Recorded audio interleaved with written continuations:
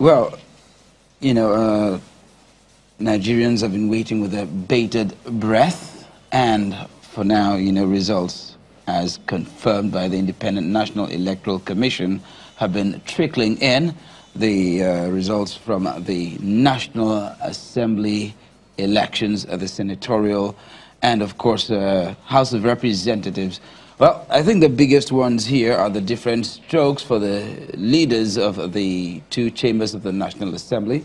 Of course, the Speaker of the House of Representatives, Honorable Yakubu Dogara, has been re-elected, and so he'll be going back to the House of Representatives. While on the other hand, the Senate President, Senator Bukola Saraki, will not be going back to the Senate. And of course, apart from that, several other upsets, particularly in the Senate. Some very high-ranking senators will not be going back into the Red Chamber when the dust settles. But of course, results from the presidential elections also being awaited.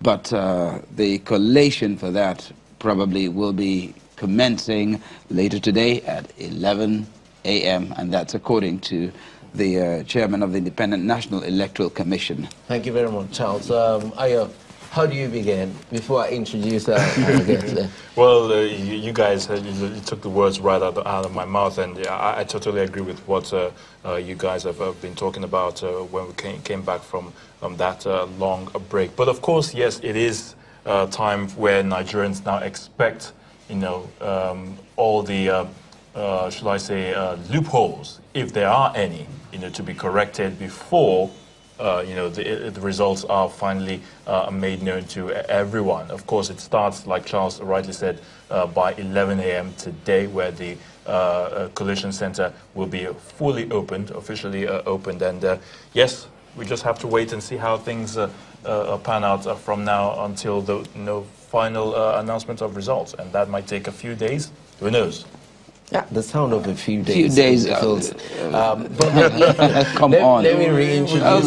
Please let's be positive. You know, yes. Let's be optimistic. Well, we have to. Well, of course, very optimistic. We expect that it's all conducted. I mean, as quickly as possible, as soon as possible. But of course, judging from our past experiences, you cannot rule out that fact. So let me reintroduce our guest. That's Mr. Ikemesit Effiong, a communication expert. So we are awaiting the elections. Nigerians have gone to bed. Would it be too much to ask if they wake up tomorrow and all the results were ready? Well, Nigerians will essentially be waking up in a couple of hours, right? I was going to ask why you balked at the idea of us waiting a few days.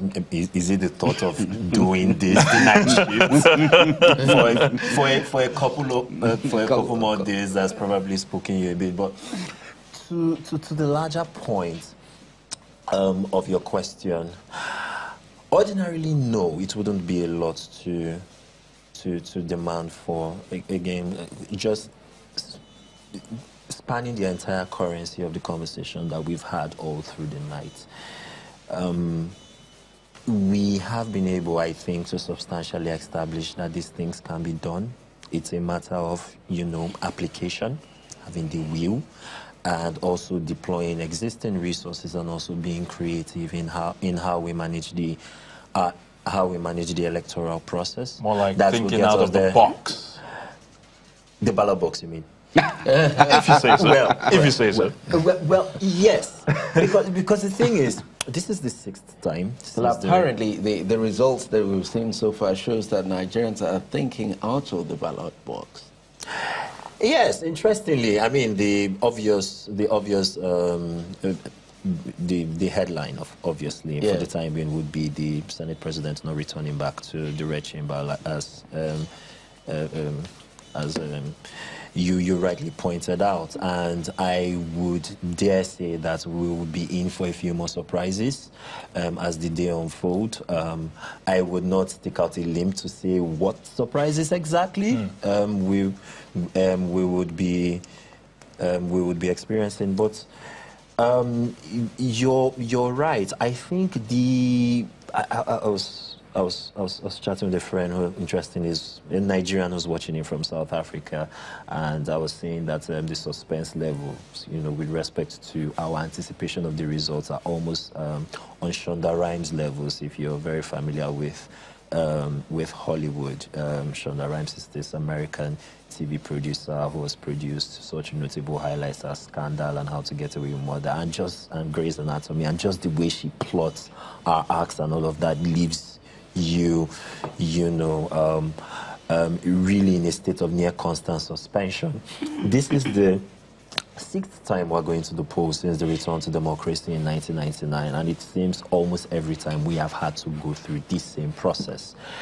I don't know if part of that experience means we have already made peace with the devil, in figuratively speaking, in that this is how we would always be managing our electoral processes. But I think we can do a lot better. I think that we need to demand more, not only from INEC, but also from the people whose responsibility it is to ensure that INEC is able to do a good enough job. I think we also need to start tackling some of the more structural issues which are outside INEC's control, but which has essentially operated to ensure that their task, which was already a very challenging one, has been made a lot more difficult. And so we'll keep waiting. We would obviously, be bringing Nigerians up to speed with where we are as we stand now, and we'll be offering our own considered insights. But, I mean, all of this could easily be ameliorated if we get the results. Well, the polls this year, I mean, it all started out with, people giving the Independent National Electoral Commission the thumbs up for having a semblance of, a sane process. Then all of a sudden, we started hearing stories of, smart card reader failure, late delivery of polling materials. Then, of course, it now escalated into open thuggery, like experienced in some parts of Lagos, ballot box burning this time around, not snatching. And then, of course, even bloodshed in, states like Bayelsa, in states like Oyo, Oshun. And, of course, all these put together, what sort of effect is it going to have on the final results?